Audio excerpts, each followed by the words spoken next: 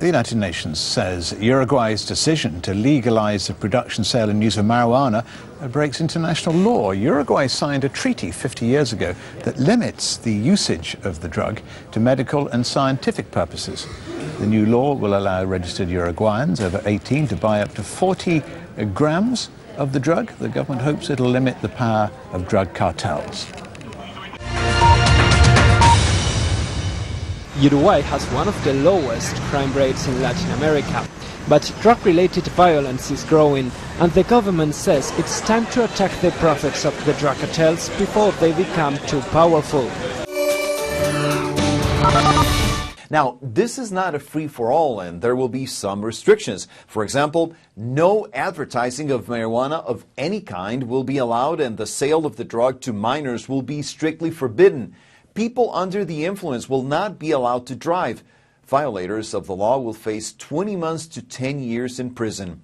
Even though the bill has not yet been signed by President José Mujica, this is considered a done deal because he's repeatedly said he will sign it into law. In fact, he introduced the bill last year. The opposition says this is the wrong policy, approved for the wrong reasons.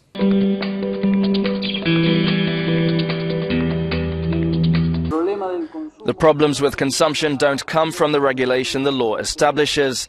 The law establishes this regulation for the very purpose of facing the negative consequences marijuana consumption has on our society. From April, users will be able to buy marijuana over the counter from licensed pharmacies. They must be over 18 and registered on a government database that will monitor their purchases. Today is a historic day not only for Uruguay but the whole world. We're the first to regulate the market. There's a big stake now for social organizations to make this work. But today is a day of celebration. We're not looking to favor the development of marijuana.